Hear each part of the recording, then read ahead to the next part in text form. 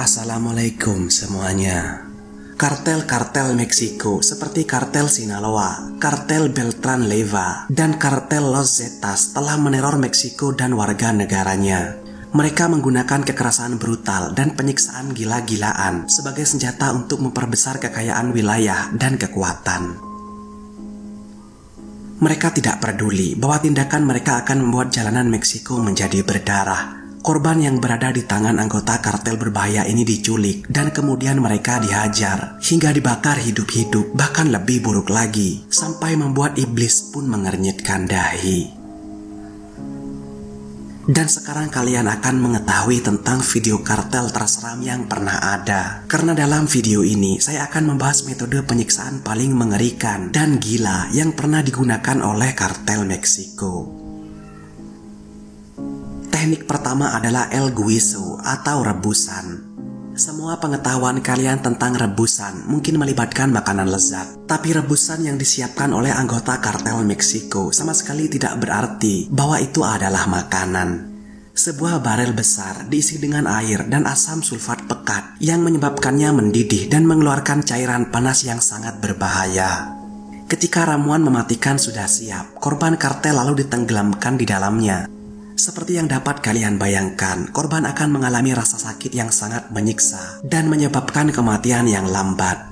Jadi teknik penyiksaan yang berpusat pada memasak orang hidup-hidup itu disebut sebagai El Guiso. Sedangkan pencetus teknik penyiksaan mematikan itu masih belum diketahui.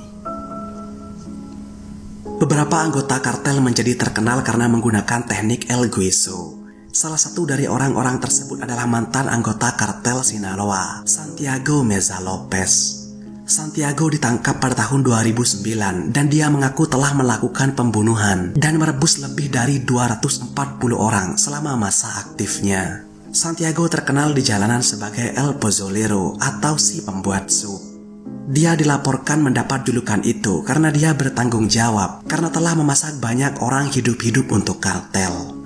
Menurut pernyataannya, alasan El Pozolero merebus orang bukan karena dia menginginkannya. Dia mengklaim bahwa dia hanya mengikuti perintah dari pejabat tinggi kartel lainnya.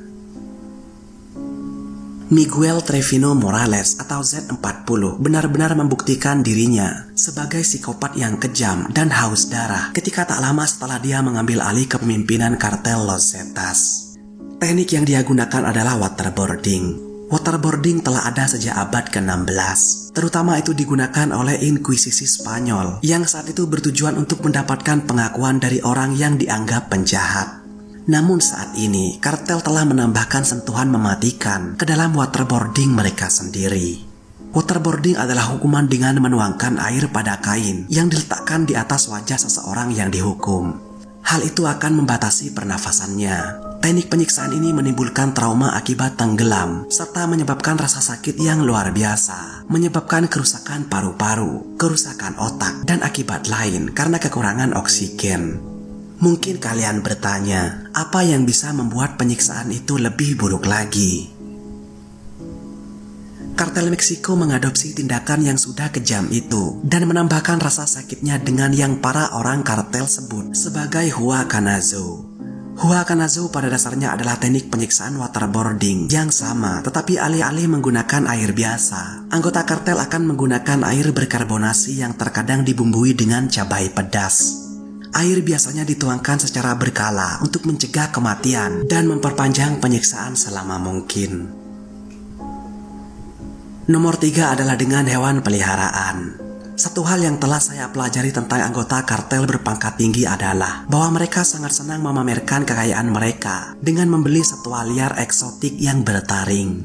Semakin berbahaya peliharaannya, maka semakin baik. Hewan peliharaan berbahaya itu sering ditemukan di rumah gembong narkoba oleh penegak hukum Meksiko, dan ternyata mereka tidak hanya memelihara itu untuk pamer.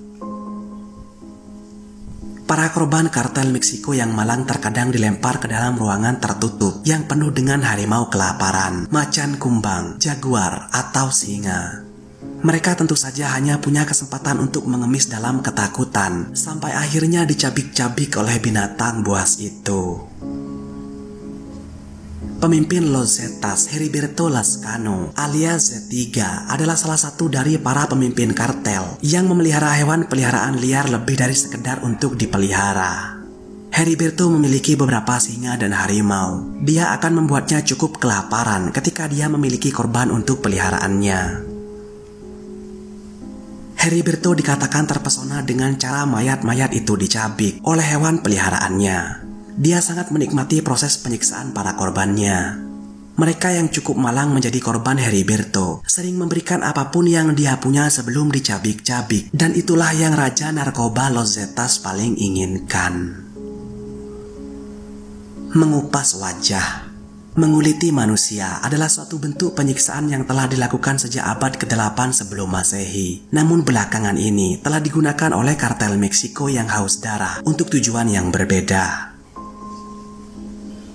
El Chapo sendiri menjadi berita utama pada tahun 2010 karena menggunakan teknik penyiksaan pengelupasan wajah. Dia dilaporkan memenggal kepala anggota kartel saingannya dengan gergaji mesin, lalu menguliti wajahnya.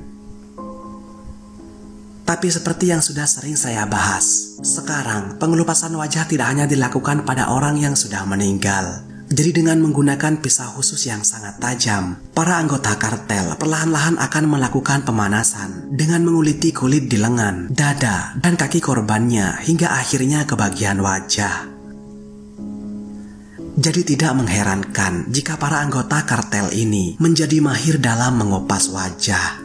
Entah bagaimana mereka tahu cara menguliti kulit wajah sambil tetap menjaganya agar tidak terputus. Kegiatan itu pun dilakukan saat korbannya masih hidup.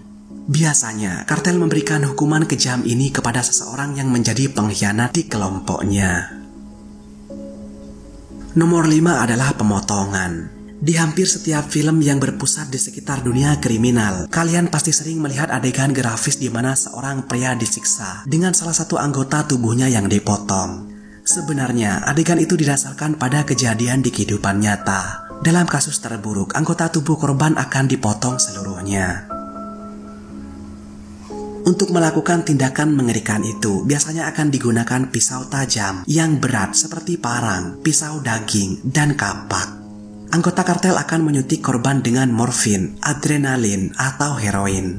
Hal itu akan mempengaruhi sistem saraf pusat korban, sehingga membuat mereka tetap terjaga tanpa kehilangan kesadaran. Selama proses tersebut, para penyiksa akan menghindari pemotongan terlalu dekat dengan organ vital untuk menjaga korban dalam kesakitan lebih lama.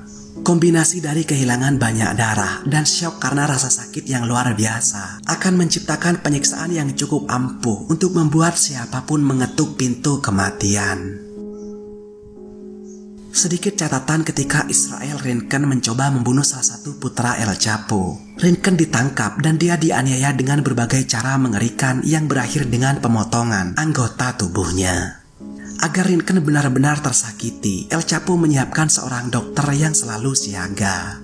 Jadi, dokter itu akan memastikan Rinken tetap sadar selama penyiksaan, sehingga penyiksaan itu dapat berlanjut tanpa henti.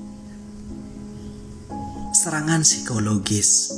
Seringkali seseorang akan mengatakan apapun yang diinginkan oleh penyiksa agar mereka tidak mendapatkan penyiksaan. Tapi para kartel mengetahui hal itu, sehingga tujuan utama dari kekerasan brutal yang mereka lakukan adalah untuk menunjukkan kepada orang lain apa yang bisa mereka lakukan jika ada orang yang menentang keinginan mereka. Salah satu cara mereka mencapai hal itu adalah melalui penyiksaan psikologis yang gila.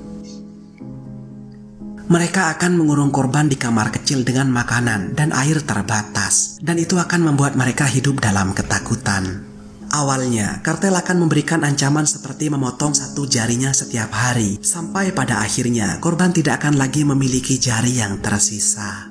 Satu-satunya hal yang tersisa adalah ketakutan akan apa yang akan terjadi, dan sesuatu yang lebih buruk selalu datang. Segala cara digunakan untuk meyakinkan para korban akan kematian mereka yang tak terelakkan. Intimidasi dilanjutkan dengan mencungkil mata, mematahkan tulang, menghilangkan telinga, dan lain-lain. Jika korbannya wanita, ia akan dipaksa untuk menyaksikan suaminya dibakar hidup-hidup dengan obor, kemudian dipenggal dan dipotong-potong. Setelah itu, anggota geng akan membawa masuk lebih banyak korban yang mereka bunuh dengan cara yang sama, sambil memastikan wanita itu menyaksikannya.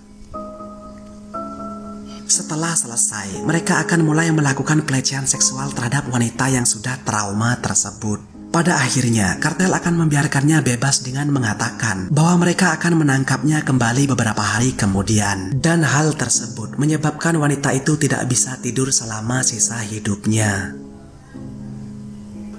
Yang terakhir adalah yang disebut dapur kartel. Metode ini sebenarnya bukanlah penyiksaan, tetapi ini ditujukan untuk mengganggu rasa aman atau kampanye berdarah oleh para kartel. Dapur kartel maksudnya adalah di mana para kartel akan membuat satu tempat khusus yang akan ditunjukkan untuk umum. Di ruangan itu akan memperlihatkan bekas tangan berdarah di seluruh dinding, pakaian dengan bercak darah yang dibuang, semua jenis pisau, dan tumpukan tulang manusia. Salah satu dapur kartel itu terletak di peternakan La Galeria di Veracruz Utara.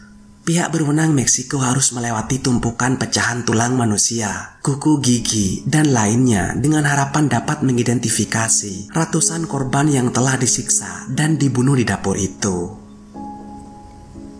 Dapur La Galeria diketahui berada di bawah kendali Los Zetas sejak tahun 2011 dan mereka menggunakannya untuk segala macam tindakan brutal seperti membakar korbannya dan lain-lain.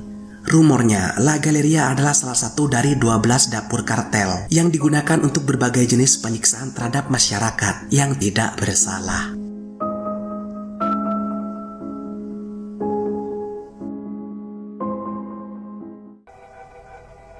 Para kartel sepertinya telah memberikan gambaran nyata tentang penyiksaan neraka kepada kita. Semoga kita selalu dijauhkan dari hal-hal gila semacam ini. Seperti biasa, tetaplah aman dan saya akan menemui kalian pada kesempatan berikutnya. Terima kasih sudah menonton.